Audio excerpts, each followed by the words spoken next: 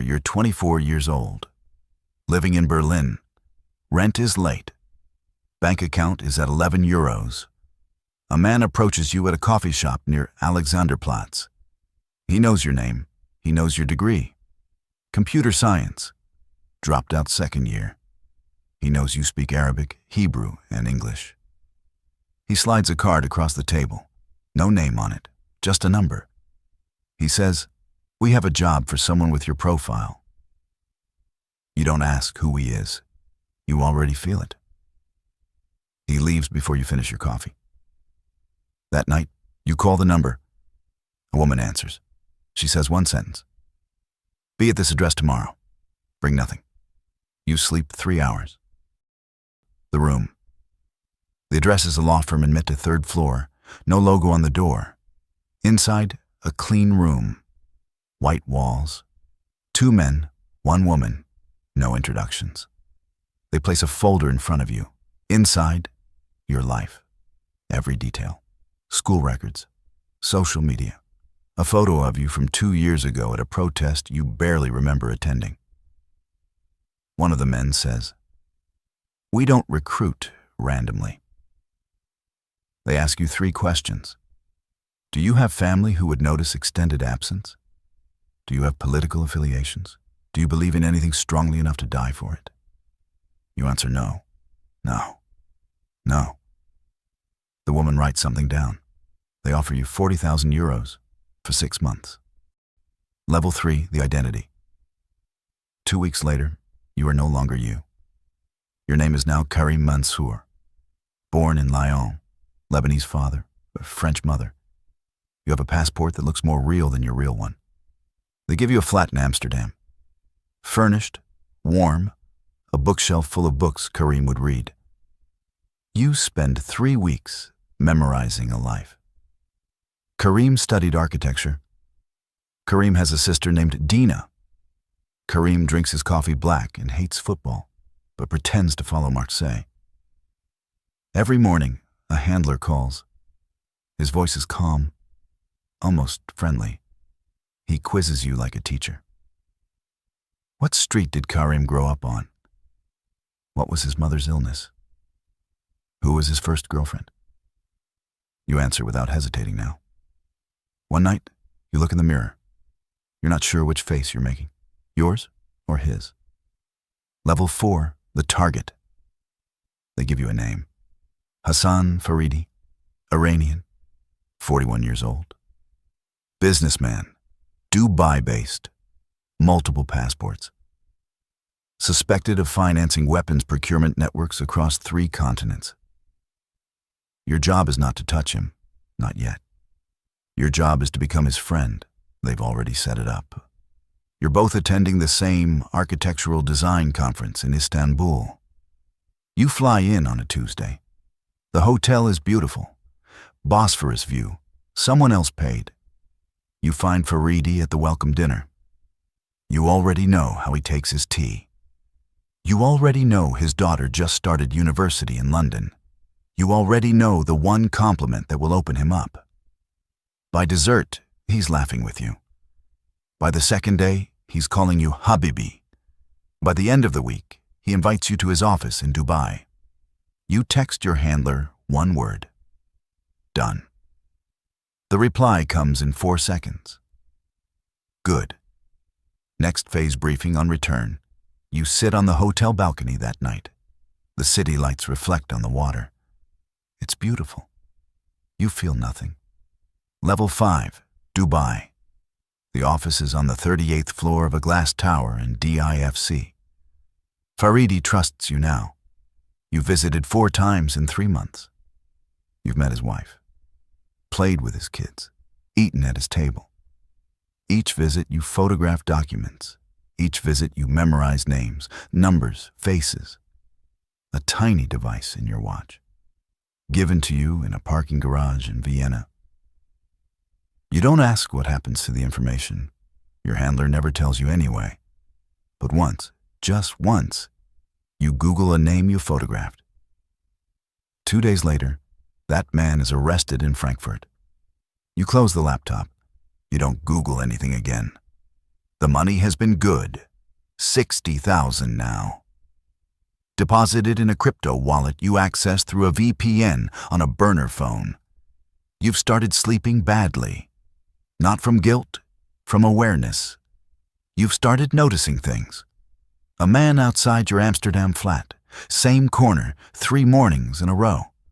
A car that parks, but no one gets out. You text your handler. I think I'm being watched. The reply takes 12 hours. You're fine. Stay focused. That's the moment you realize something. You are not the only chess piece on the board. Level 6, the second layer. You're in a hotel in Geneva when she sits next to you at the bar. Her name is Nadia. Smart, careful, beautiful in the way that trained people are beautiful. Deliberately. She's not your handler. She's not Faridi's contact. She works for someone else entirely. She knows your real name. She leans close and says, I think we're working the same man, and I think your people are about to burn you to protect their operation. You feel the floor shift. You order another drink. She tells you things that only make sense if she's telling the truth. She tells you there's a secondary operation running parallel to yours. That Faridi is not the end target. That you are the bridge to someone bigger. And that once that bridge is crossed, bridges get destroyed. You have 48 hours, she says, before the next phase activates. She leaves without touching her drink. You sit there for a long time. The bar fills up around you. Normal people. Laughing, living. You look like one of them. You haven't been one of them for a long time. Level 7, the decision. You have 3 options. 1, trust your handler. Continue the operation. Hope Nadia was lying. 2, run, disappear. Use the crypto wallet. Build a third life somewhere far. 3, call the number Nadia slipped under your glass. You spend 14 hours in your hotel room. You order room service you don't eat. You write out your real name on a piece of hotel paper just to see it. Then you burn it with the room's candle. You call your handler. You say you want to meet in person. He hesitates. Just a half second. But you hear it.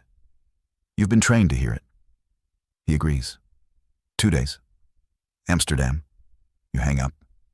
Then you open the burner phone, and you dial Nadia's number. Level 8. The meeting that never happens. You land in Amsterdam on a Thursday morning. The city is gray. Canal water the color of steel. You take a tram instead of the taxi they arranged. Old habit. New instinct. The meeting is at 2 p.m. A bookshop in De Peep. You arrive at 1:30. Walk the street twice. Check reflections in shop windows. At 1:55, you see him, your handler. But he's not alone. There's a second man across the street. Third near the corner. Posture too straight. Eyes too still. These are not protection. These are containment. Your phone buzzes. A message from Nadia. 2 words. Don't go. You're already walking the other direction. Heart rate steady. That's the training. You don't run. Running is a signal. You just walk into a tram, then a metro, then a bus station. 40 minutes later, you're in Rotterdam. 3 hours later, on a train to Paris under a third name. One you made. For the first time in 2 years, no one knows where you are. Level 9, the cost, Paris, a small room in the 11th arrondissement. Cash, no phone, no laptop. You sit with the silence. And the silence starts talking as you think about Faridi, his kids, the older one, 12 years old, called you uncle once. You think about what happened to the man you Googled, the one arrested in Frankfurt. You think about how many names you photographed, how many lives you redirected, how many of them knew someone like you was sitting across from them, smiling, memorizing. You stare at the ceiling. This is not guilt. Guilt implies you had a choice at the moment it mattered. This is something older. something without a name. You picked up the phone for 40,000 euros in a Berlin coffee shop. That was the choice. Everything after was just the path you agreed to walk. Level 10. The cycle. 3 weeks later, a letter under your door. No return address. Inside, a new passport. New name, new city, and a number to call. Not the old handler. Someone new.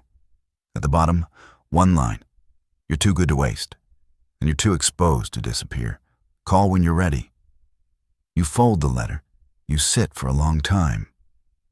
Outside, Paris moves the way Paris always moves. Indifferent. Beautiful. Continuous. You think about your real name. You can barely remember what it felt like to answer to it. You pick up the letter again. Read the number. And somewhere, in the part of you that chose this, that always chooses this, you already know you're going to call. And somewhere out there, another coffee shop, another man, another envelope. The machine doesn't stop. It just finds new parts. If you made it to level 10, you already know how this world works. Subscribe, because the next story goes even deeper.